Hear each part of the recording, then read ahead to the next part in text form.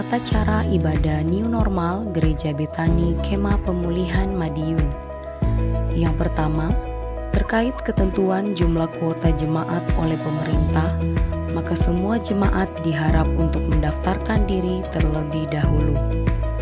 Pendaftaran bisa menghubungi ibadah pukul 6 pagi Saudara Efraim, ibadah pukul 9 pagi Saudari Yemima, dan ibadah pukul 5 sore Ibu Sinta. Semua ibadah bertempat di Gereja Jalan Ahmad Yani nomor 15. Dan ibadah hanya untuk jemaat berusia 16 sampai 65 tahun. Anak-anak usia 16 tahun ke bawah dan 65 tahun ke atas harap mengikuti ibadah online di channel YouTube Successful Betani Families Madiun.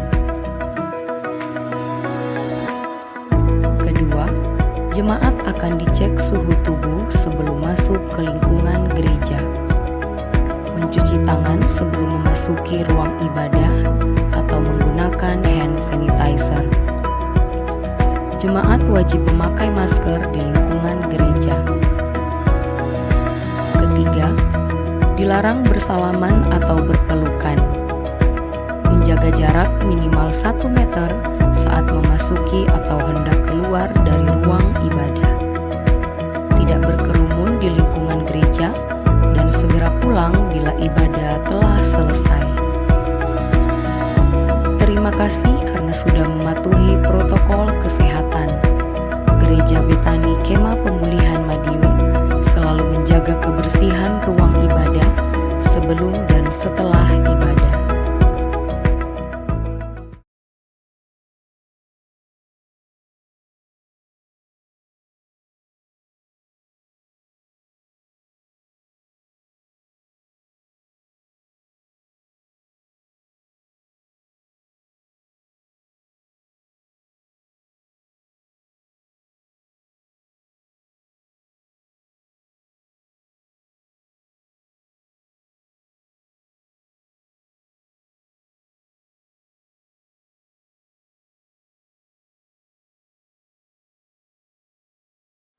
Shalom Bapak Ibu Saudara kekasih dalam Tuhan kita Yesus Kristus. Mari bersama sore malam hari ini dari tempat kita masing-masing, kita mau datang di hadapan Tuhan dengan kesungguhan hati, dengan sepenuh hati kita, bahwa kita rindu membalas setiap kasih dan kebaikannya lewat pujian, lewat mazmur, lewat penyembahan kita yang terbaik. Sama-sama siapkan hati kita untuk kita datang menyembah Tuhan. Kita satukan hati, kita berdoa. Terima kasih Bapa, terima kasih Yesus di kesempatan yang indah sore malam hari ini. Kami datang di hadapan-Mu ya Tuhan, dari tempat kami masing-masing dimanapun kami berada. Kami percaya Roh Kudus Tuhan tak pernah dibatasi oleh ruang dan waktu. Kami percaya Roh Kudus Tuhan ada bagi setiap hidup kami. Sehingga ya Tuhan sore hari ini ketika kami menaikkan pujian penyembahan kami, Engkau menjamah setiap hidup kami, memenuhi setiap kami dengan hadirat-Mu, dengan kuat kuasa Roh Kudus-Mu. Kami siap menyembah Engkau hanya di dalam nama Tuhan Yesus. Haleluya. Amin. Allah Roh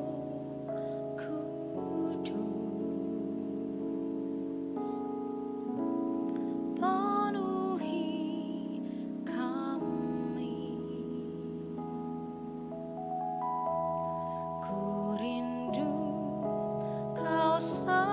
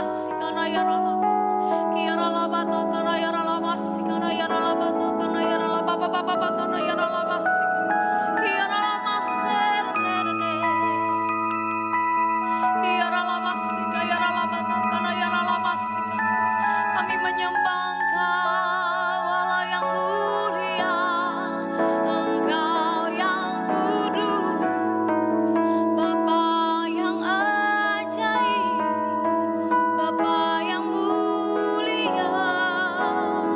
Kami sanjung Engkau selamanya.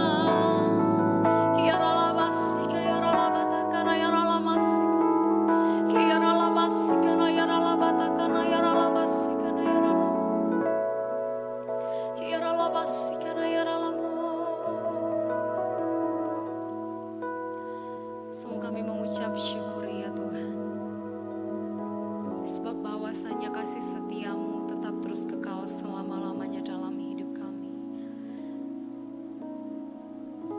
Biarlah kami mau tetap terus menyembah Engkau. Biarlah kami tetap terus rindu untuk menikmati setiap kebaikan dan kasih Tuhan dalam hidup kami. Ini pengiringan kami Tuhan kepadamu.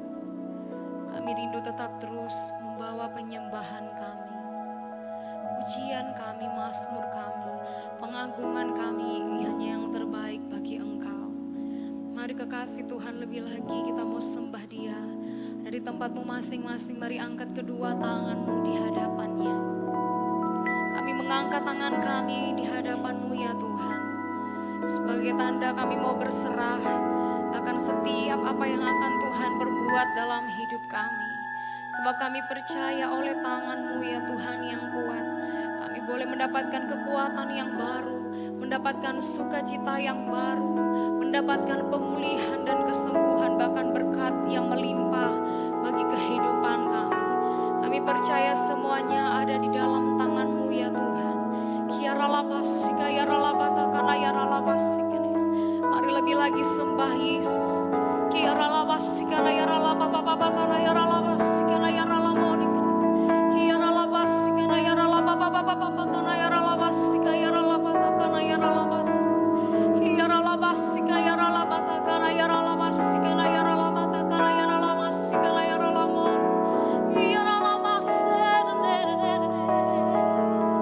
Kami mengangkat tangan kami, kami menyembah Engkau Allah yang mulia, Engkau yang kudus, Allah yang ajaib. Terpujilah nama-Mu, bagimu segala pujian. Kiara labasi kayara lamo, kiara labasi kana yara labata kana yara labasi kelerni. Bagimu segala pujian, hormat, kejayaan, bahkan pengagungan ya Tuhan. Hanya Engkau yang layak terima segalanya, yang terbaik dan yang terbaik, yang terbaik hanya bagi-Mu Tuhan. Terima kasih Bapa, terima kasih. Bagi-Mu pujian, hormat, kemuliaan, Kaulah kebanggaan di dalam hidupku. Janji-Mu bersinar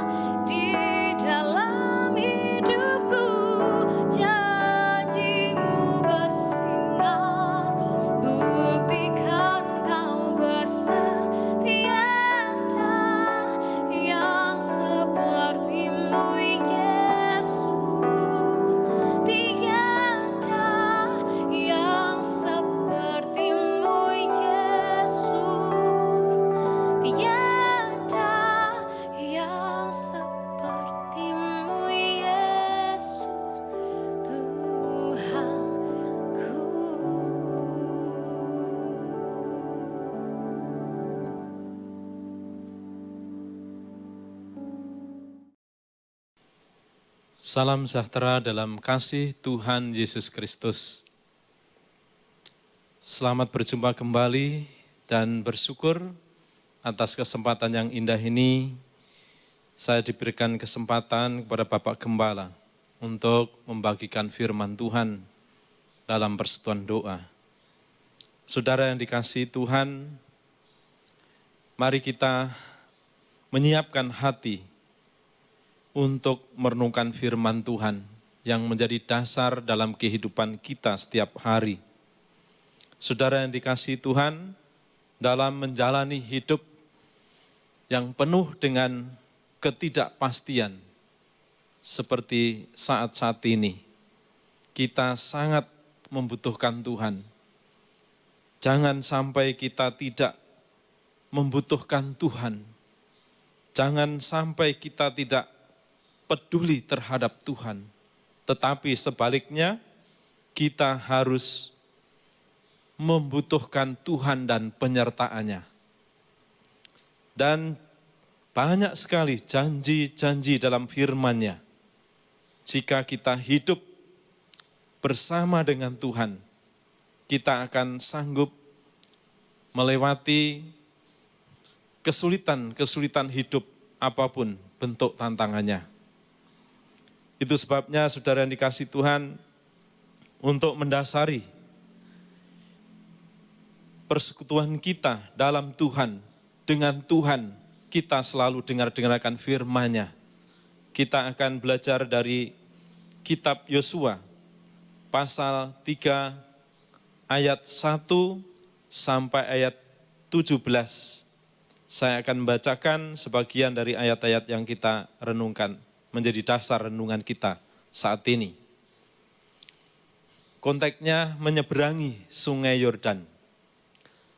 Yosua bangun pagi-pagi, lalu ia dan semua orang Israel berangkat dari Sitim, dan sampailah mereka ke sungai Yordan. Maka bermalamlah mereka di sana sebelum menyeberang. Setelah lewat 3 hari, para pengatur pasukan menjalani seluruh perkemahan dan memberi perintah kepada bangsa itu, katanya, segera sesudah kamu melihat tabut perjanjian Tuhan Allahmu yang diangkat para imam yang memang suku Lewi, maka kamu harus juga berangkat dari tempatmu dan mengikutinya. Hanya antara kamu dan tabut itu harus ada jarak kira-kira 200.000 hasta panjangnya. Janganlah mendekatinya, maksudnya supaya kamu mengetahui jalan yang harus kamu tempuh, sebab jalan itu belum pernah kamu lalui dahulu. Berkatalah Yosua kepada bangsa itu, kuduskanlah dirimu, sebab besok Tuhan akan melakukan perbuatan yang ajaib di antara kamu. Ayat 10, lagi kata Yosua, dari hal inilah akan kamu ketahui bahwa Allah yang hidup ada di tengah-tengah kamu, dan bahwa sungguh-sungguh akan dihalaunya orang Kanaan, orang Het, orang Hewi, orang Feris, orang Girhasi, orang Amori, dan orang Yebus itu dari depan kamu. Sesungguhnya tabut perjanjian Tuhan semesta bumi berjalan menyeberang di depan kamu masuk ke sungai Yordan. Ayat 15 sampai 17. Segera sesudah para pengangkat tabut itu sampai ke sungai Yordan dan para imam pengangkat tabut itu mencelupkan kakinya ke dalam air di tepi sungai itu, sungai Yordan itu serbak sampai meluap sepanjang tepinya selama musim menuai. Maka berhentilah air itu mengalir. Air yang turun dari hulu melonjak menjadi bendungan jauh sekali di dekat Adam, kota yang terletak di sebelah Sartan, sedang air yang turun ke Laut Araba itu, yakni Laut Asin, terputus sama sekali. Lalu menyeberanglah bangsa itu di tentangan Yeriko. Tetapi para imam mengangkat tabut perjanjian Tuhan itu tetap berdiri di tanah yang kering di tengah-tengah sungai Yordan. Sedang seluruh bangsa Israel menyeberang di tanah yang kering sampai seluruh bangsa itu selesai menyeberang sungai Yordan. Amin. Kita tundukkan kepala dan kita berdoa. Bapa di sorga, Allah yang maha pengasih, maha penyayang, yang kami sembah dalam nama Tuhan Yesus. Kami bersyukur atas kesempatan yang indah ini. Kami boleh dikaruniakan untuk selalu merenungkan firman-Mu, untuk menjadi suluh dan menjadi terang dalam kehidupan yang penuh dengan tantangan dalam dunia ini.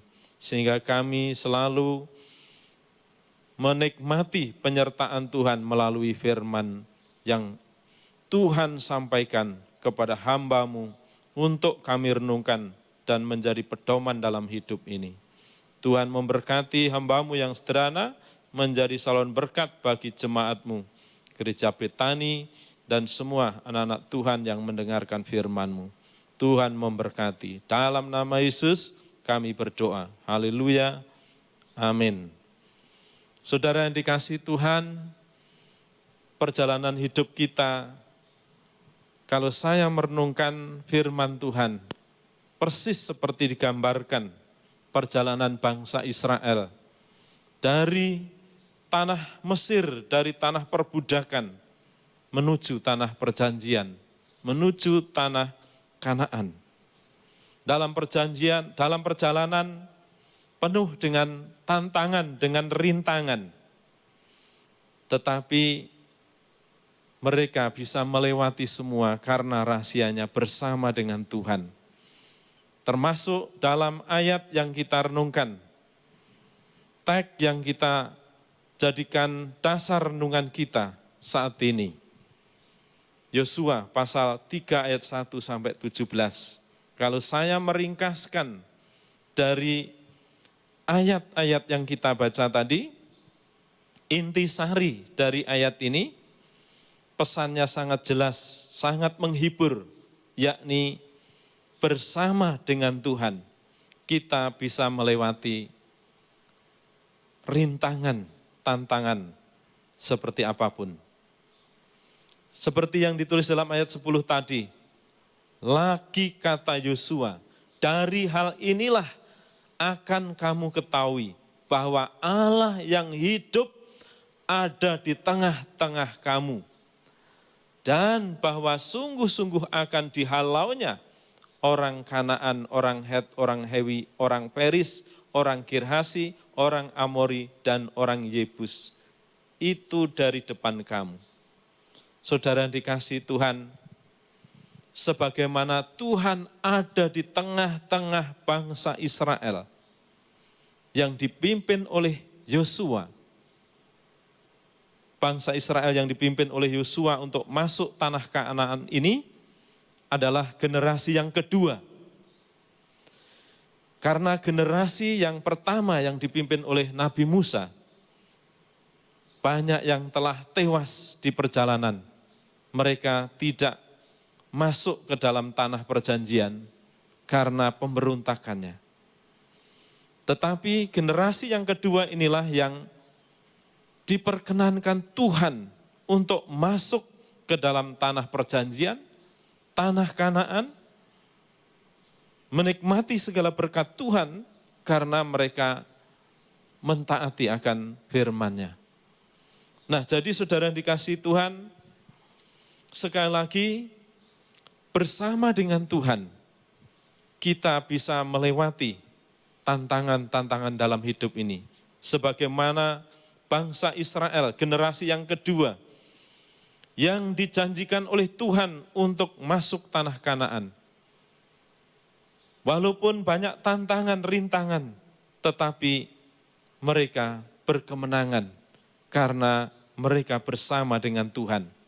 Bukan karena kekuatannya, bukan karena kegagahannya sendiri, tetapi dalam ayat 10 tadi, bahwa Allah yang hidup, Allah yang adalah sumber kehidupan, Al-Hayat, ada bersama-sama dengan umatnya, ada di tengah-tengah umatnya.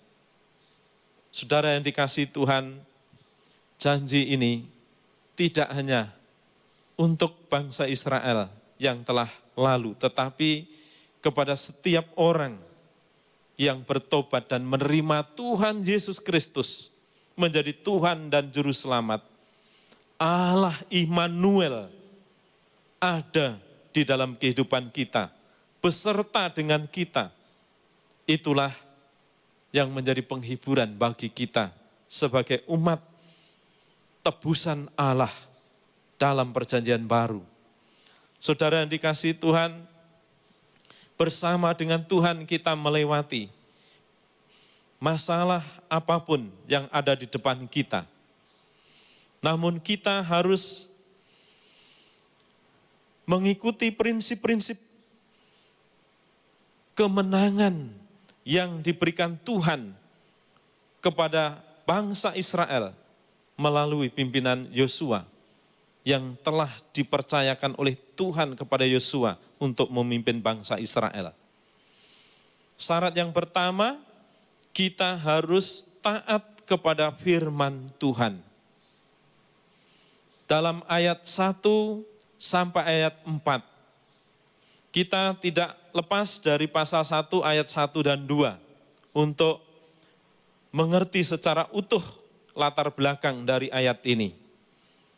Dikatakan dalam ayat 1 dan 2, pasal 1, Yosua pasal 1 ayat 1 dan 2, demikian firman Tuhan, sesudah Musa hamba Tuhan itu mati, berfirmanlah Tuhan kepada Yosua bin Nun, abdi Musa itu, demikian, hambaku Musa telah mati, sebab itu bersiaplah sekarang, seberangilah sungai Yordan ini, engkau dan seluruh bangsa ini menuju negeri yang akan kuberikan kepada mereka, kepada orang Israel itu. Saudara yang dikasihi Tuhan, kita belajar dari pribadi Yosua, sosok hamba Tuhan yang taat kepada Tuhan. Dia adalah abdi Musa, hambanya Nabi Musa, dia adalah budaknya Nabi Musa, tetapi dipercaya oleh Tuhan, diangkat oleh Tuhan menjadi pemimpin besar menggantikan Musa karena ketaatannya kepada firman Tuhan. Memang kalau kita belajar dari seluruh kitab Yosua ini, saudara yang dikasihi Tuhan, tema besarnya adalah ketaatan membawa kemenangan, ketaatan membawa keberhasilan, ketaatan membawa kesuksesan. Itulah tema besar dalam kitab Yosua. Yosua pemimpin yang taat dan generasi bangsa Israel yang kedua. Mereka adalah generasi yang taat. Itu sebabnya mereka menikmati janjinya Tuhan. Saudara yang dikasihi Tuhan, dalam ayat 1 dikatakan sesudah Musa hamba Tuhan itu mati, berfirmanlah Tuhan. Kata berfirmanlah Tuhan dalam bahasa Yunani, dalam bahasa Ibrani, Wayomer, artinya Tuhan berfirman dengan sungguh-sungguh dan berfirman secara pribadi. Dan Yosua betul-betul mendengarkan. Nah, saudara yang dikasihi Tuhan, artinya Yosua betul-betul dengar-dengaran akan firman Tuhan. Apa yang difirmankan Tuhan kepada Yosua sangat jelas, yaitu diberi kepercayaan untuk memimpin bangsa yang besar, yang menuju perjalanan ke tanah perjanjian. Dan dalam menuju ke tanah perjanjian tentu saja tidak mulus, tidak mudah, tetapi sebaliknya Yosua tahu betapa dahsyatnya rintangan, tantangan yang akan dihadapi. selain menghadapi bangsa yang sangat besar, juga tantangan-tantangan di depannya. Dan salah satunya harus menyeberangi Sungai Yordan. Sungai Yordan ini adalah sungai yang sangat deras arusnya dan sangat luas lebar. Dalam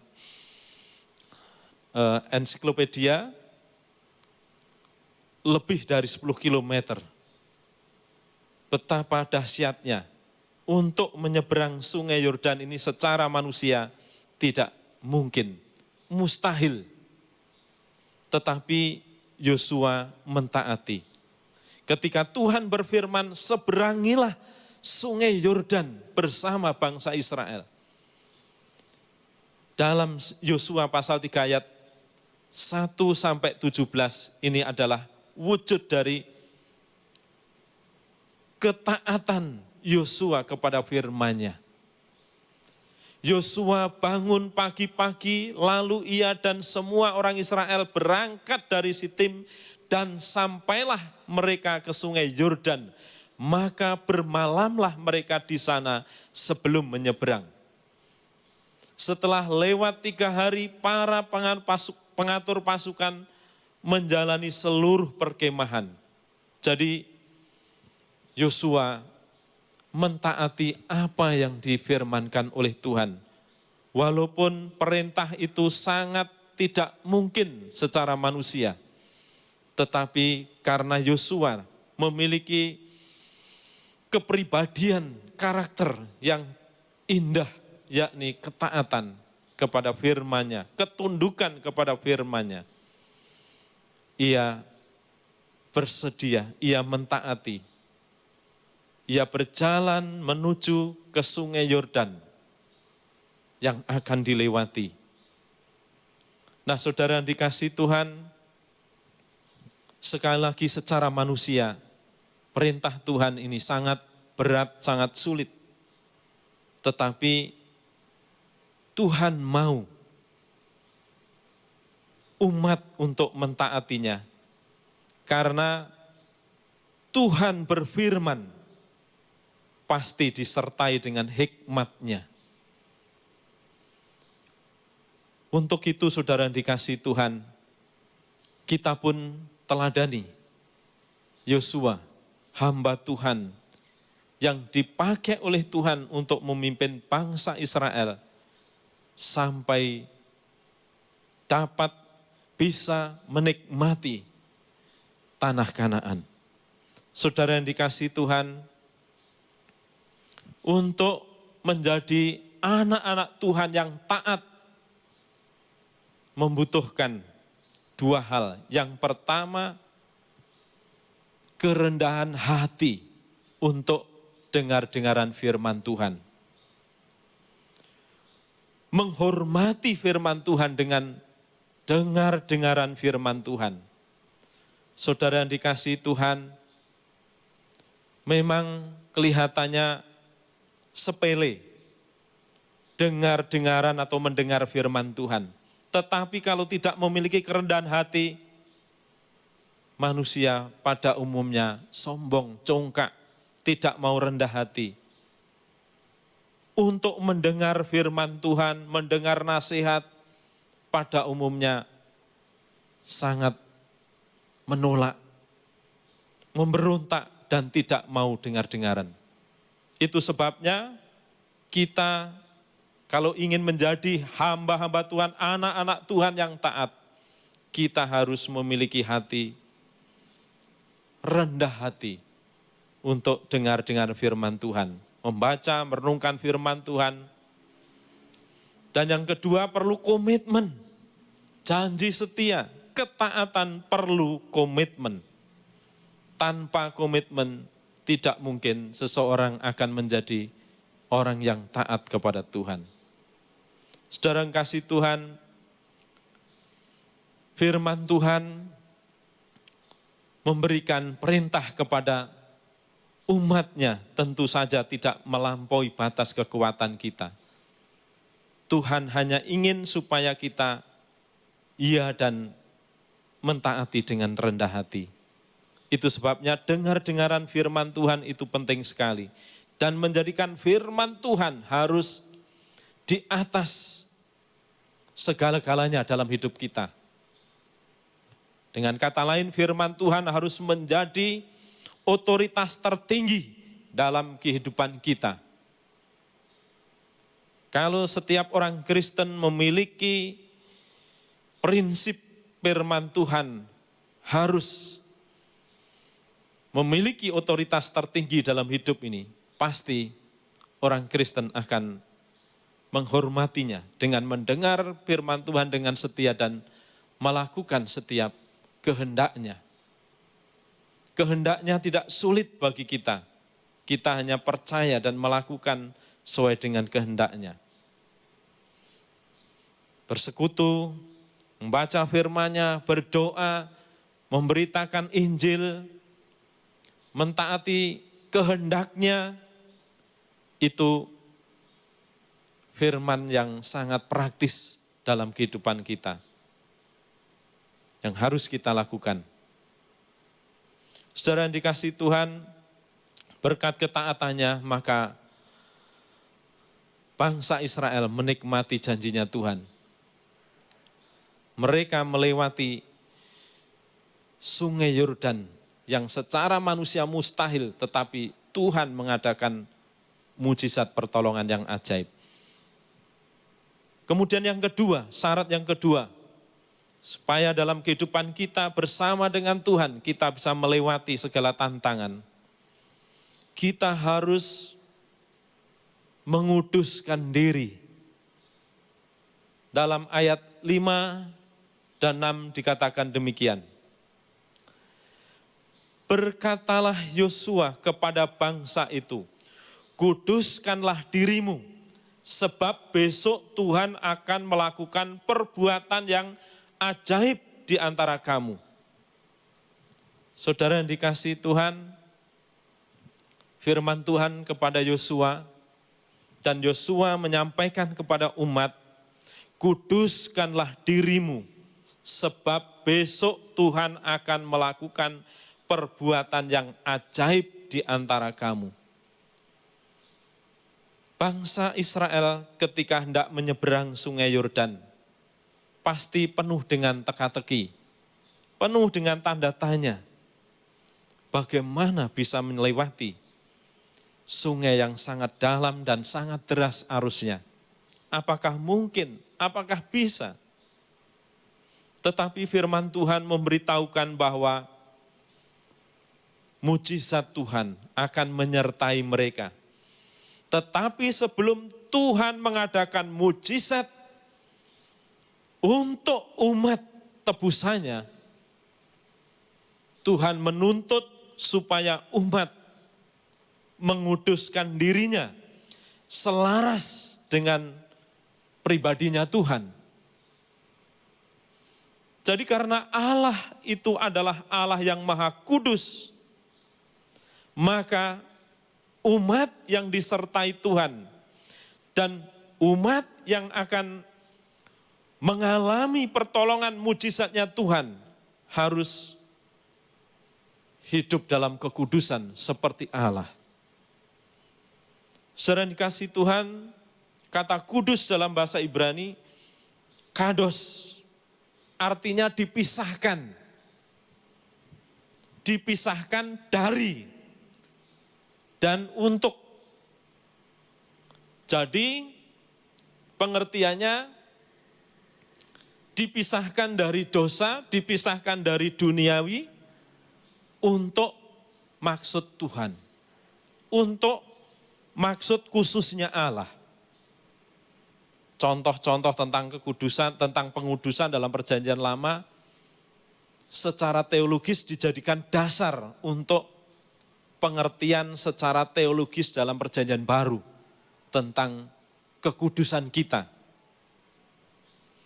Jadi kata kados atau dipisahkan sering digunakan misalnya dalam bait suci, imam-imam, pelayan Tuhan, peralatan dalam bait Allah, dalam perjanjian lama, dipisahkan dari untuk maksud khususnya Allah. Artinya kalau sudah dikuduskan atau dipisahkan untuk maksud khususnya Allah, itu tidak boleh dipakai untuk sembarangan.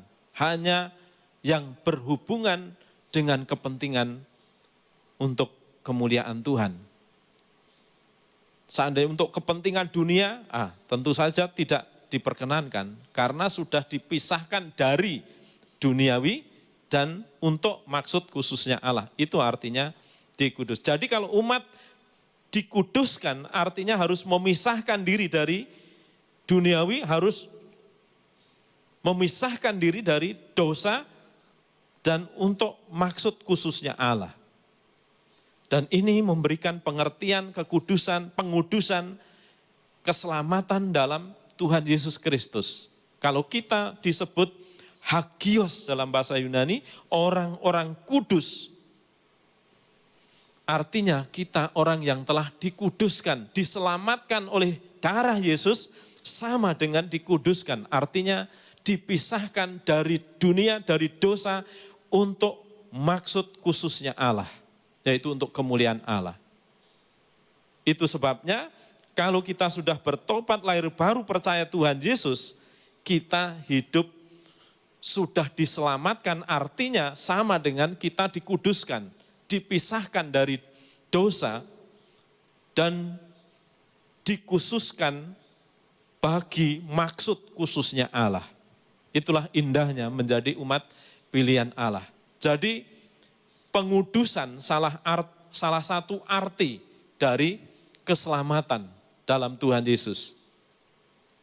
Makanya dalam bahasa Inggris, sanctification salah satu sisi keselamatan yaitu kita telah dikuduskan oleh darah Yesus menjadi milik dan menjadi maksud khususnya Allah.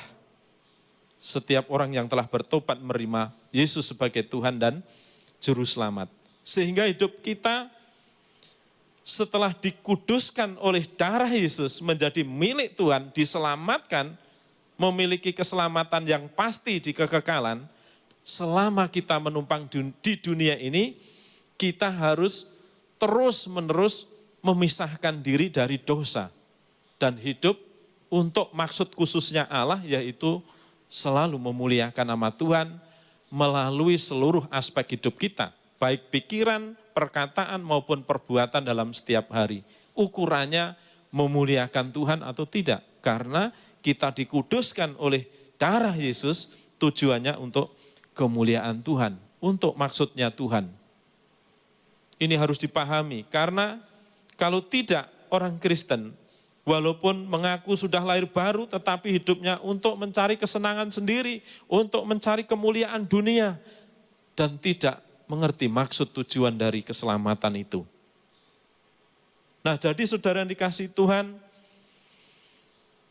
Tuhan ingin mengadakan mujizat, mengadakan perbuatan yang ajaib terhadap umatnya, tetapi tuntutannya, kuduskanlah dirimu. Jadi kalau kita berdoa untuk memohon pertolongan, campur tangan, mujizat Allah dalam kehidupan kita, dalam sehari-hari, apakah kita sudah mengevaluasi, meneliti hidup kita? Apakah kita sudah selaras dengan karakternya Tuhan, yaitu hidup yang memisahkan diri dari dosa, dari keduniawian yang tidak berkenan kepada Tuhan. Dan bangsa itu telah menguduskan diri sebelum Tuhan mengadakan mujizatnya. Saudara yang dikasihi Tuhan, kebenaran ini sangat menolong kita sekali lagi. Walaupun kita hidup di tengah-tengah zaman yang dilanda pandemi, penuh dengan ketidakpastian. Tetapi kalau kita mentaati firman Tuhan, hidup dalam kekudusan, hidup dalam kesucian, memisahkan diri dari dosa, dari dunia, terus-menerus dalam kehidupan setiap hari, kita akan melihat campur tangan Tuhan, mujizat Tuhan yang menyertai kita.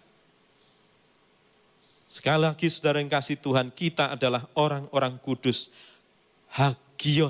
Hagioi, orang-orang kudus yang telah dikuduskan, disucikan. Kalau di saudara kita Katolik, ada gelar santo dan santa. Santo bagi laki-laki, santa bagi wanita. Tetapi kurang alkitabiahnya kalau diberi gelar santa atau santo memenuhi persyaratan, yaitu ada menjadi pahlawan atau memiliki perjuangan-perjuangan sehingga layak mendapat santa dan santo. Nah, tetapi sebetulnya dalam firman Tuhan, setiap orang yang bertobat menerima Yesus Kristus menjadi Tuhan dan Juru Selamat, bukan karena usaha kita, bukan karena jasa kita, kita dijadikan orang kudus. Artinya dipisahkan oleh darah Yesus menjadi umat tebusannya Tuhan. Sehingga sebetulnya kita pun juga bisa disebut sebagai santo dan santa. Bagi yang laki-laki bisa disebut santo, yang perempuan, wanita bisa disebut santa. Menurut Alkitab secara teologis, karena kita dikuduskan itu bukan karena jasa kita, menjadi orang kudus itu bukan karena jasa kita, perjuangan kita, bukan, tetapi karena pengorbanan Yesus di atas Kalvari. Nah, Tuhan menghendaki supaya kita menjadi umat yang terus-menerus hidup kudus di tengah-tengah dunia yang jahat ini. Dan Tuhan akan melakukan perbuatan-perbuatan ajaib. Dan yang ketiga, syaratnya selain kita mentaati firman Tuhan, kita harus hidup kudus, kita harus yakin bahwa Allah ada di tengah-tengah kita.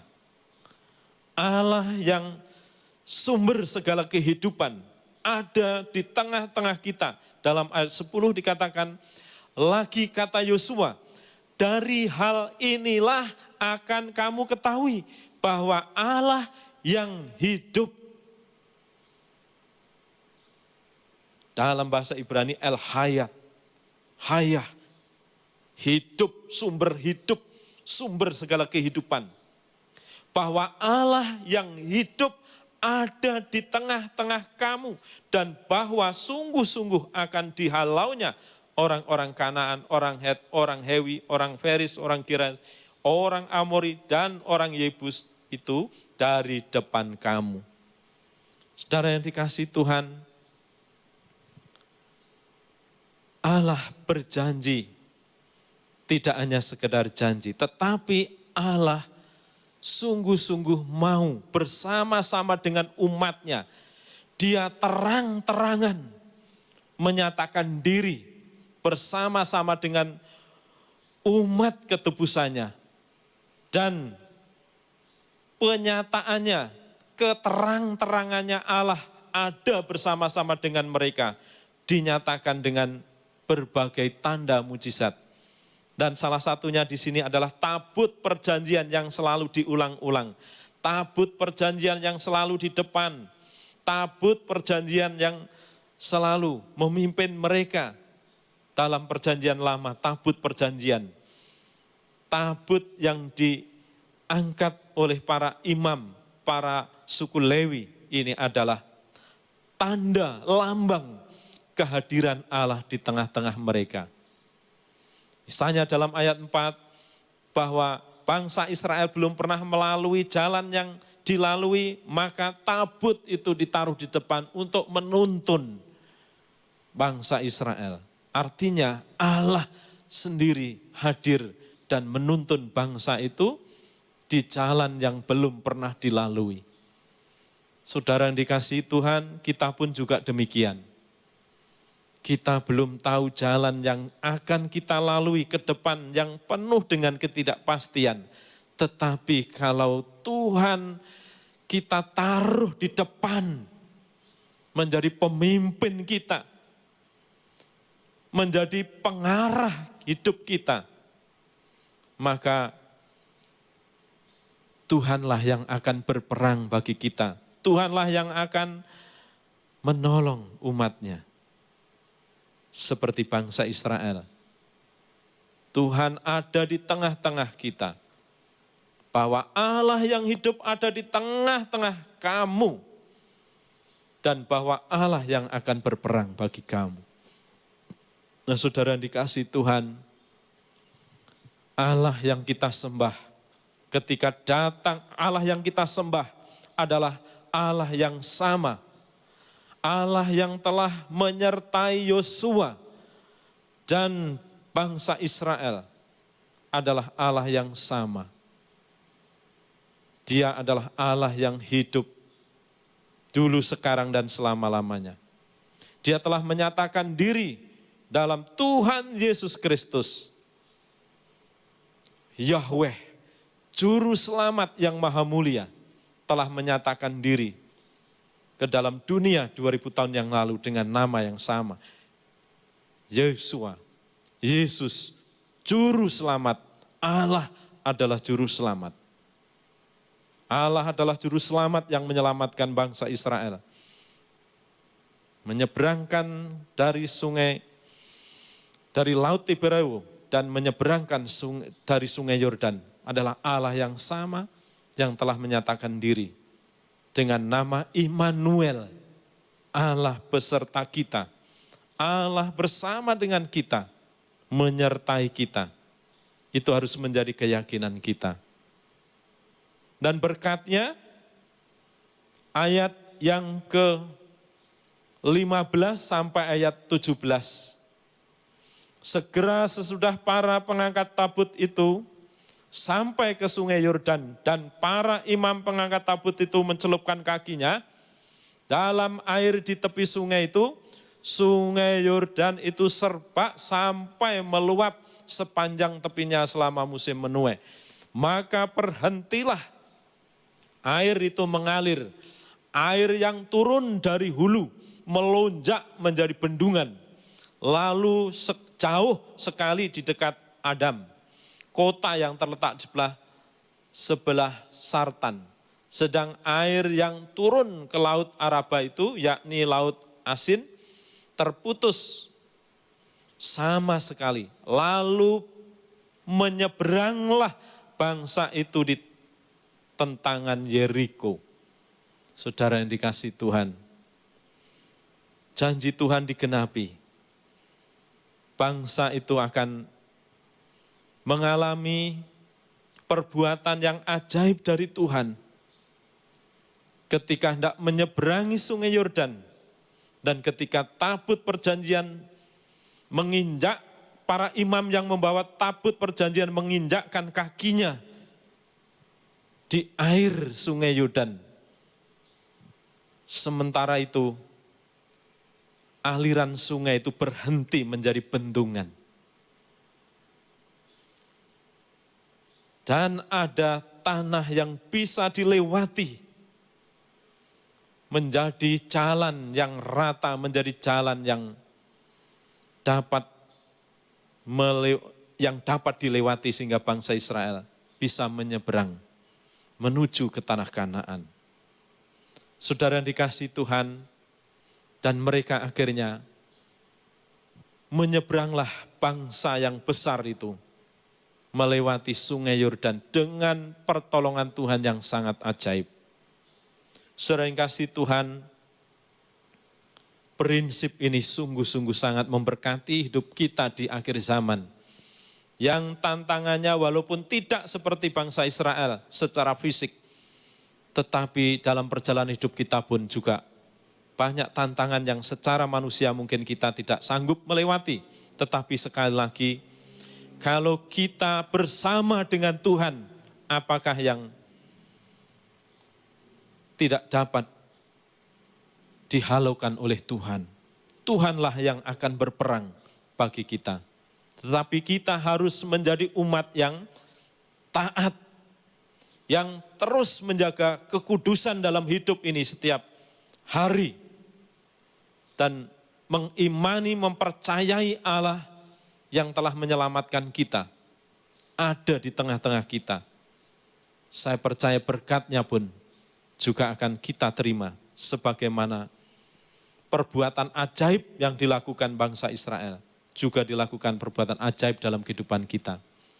Saya secara pribadi dalam mengikut dan iring Tuhan, banyak hal yang saya alami secara manusia tidak mungkin.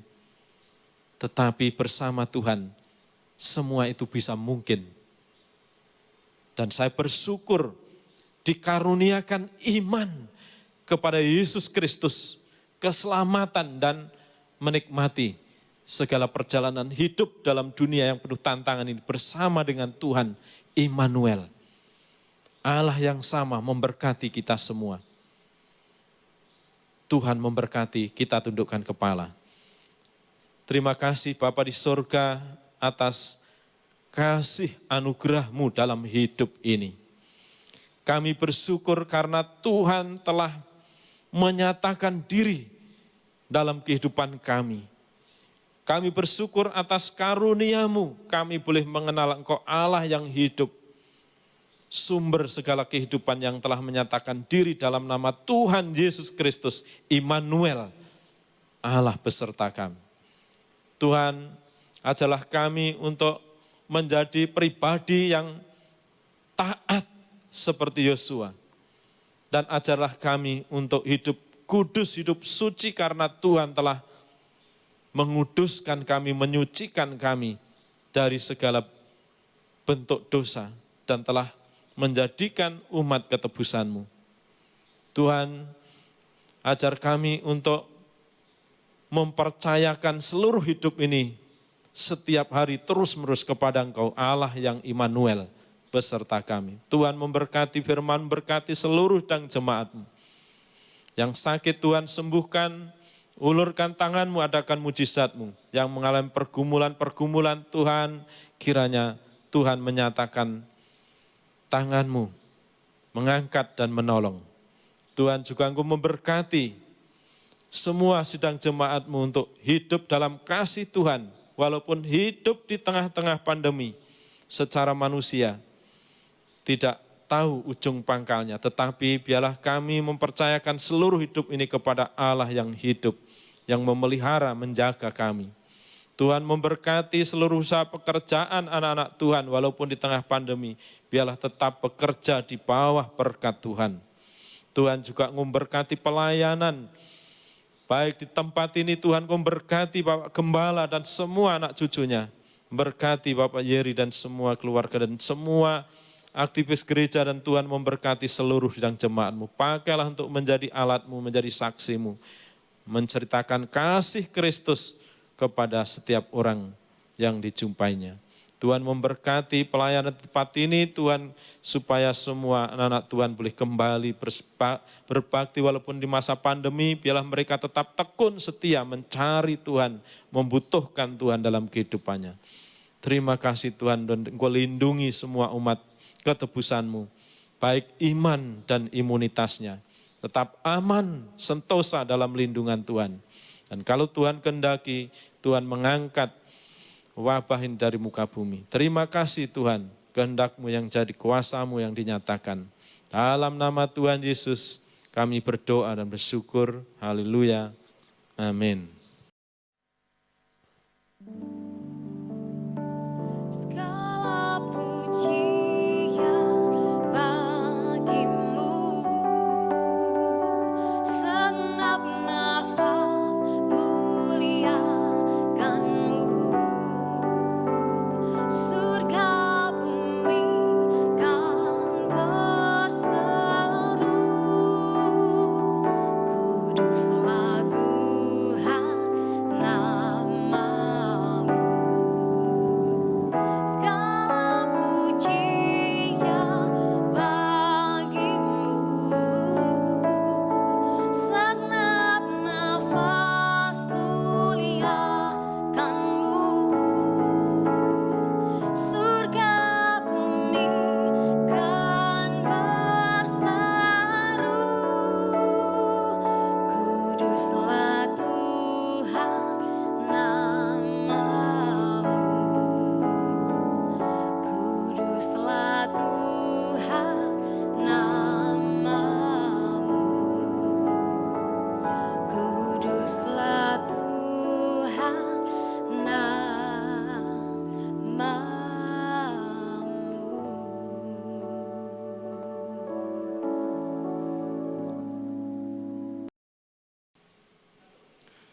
Terima kasih Tuhan atas kebaikan-Mu, Kau telah pimpin kami untuk menyelesaikan ibadah doa malam di hari ini Tuhan. Kami percaya Tuhan, biarlah Tuhan firman-Mu terus menguatkan kami sebagai anak-anak-Mu untuk Tuhan terus belajar percaya dan taat kepada Engkau Tuhan. Kami percaya Tuhan, berikan Tuhan petunjuk melalui firman-Mu terus, dan kami percaya Kau kuatkan kami Tuhan untuk menjadi orang-orang yang tangguh. Terima kasih Tuhan, Kau juga terus berkati hamba-Mu yang telah menyampaikan firman-Mu, supaya terus Tuhan dalam setiap kehidupannya, di dalam keluarganya, di dalam setiap pelayan Kau buat berhasil untuk kemuliaan nama-Mu saja Yesus. Kami juga berterima kasih atas kebaikan-Mu sehingga Kau terus Tuhan memberikan berkat-Mu bagi setiap jemaat tempat ini, sehingga Tuhan Kau terus pelihara kami semua. Dan biarlah Tuhan berikan kekuatan yang baru senantiasa dalam menghadapi apapun permasalahan kami Tuhan. Kami percaya Tuhan, Kau terus memberkati kami Tuhan di dalam keluarga kami, pekerjaan kami, bisnis kami, pendidikan kami, pelayanan kami, apapun yang kami lakukan berhasil karena Engkau. Terima kasih Tuhan. Kami juga terus berdoa Tuhan bagi pemerintahan negara ini untuk terus Kau berikan hikmat-Mu kepada Bapak Presiden bersama seluruh staf jajarannya. Supaya Tuhan dapat menyelesaikan setiap permasalahan yang terjadi hari-hari ini. Kami percaya Tuhan Kau mencintai bangsa ini dan kami percaya Tuhan Kau bukakan jalan bagi kami semua. Terima kasih Tuhan. Urapi hamba-Mu yang akan Tuhan meminta berkat bagi jemaat-Mu dimanapun kami berada. Kira ramaya ramata, sikap para ramaya ramata, kiara rama syara rama. Saudara kasih, terimalah berkat dari Allah Bapa, di dalam anak Tunggal Yesus Kristus, dan persekutuan Roh Kudus, mulai saat ini sampai selama-lamanya. Kau tidak menjadi ekor tapi kepala, Kau tidak turun tapi naik. Asal kau mengatakan firman Tuhan dengan sungguh-sungguh. Siapapun yang percaya atas pernyataan iman kita bersama-sama berkata, Amin.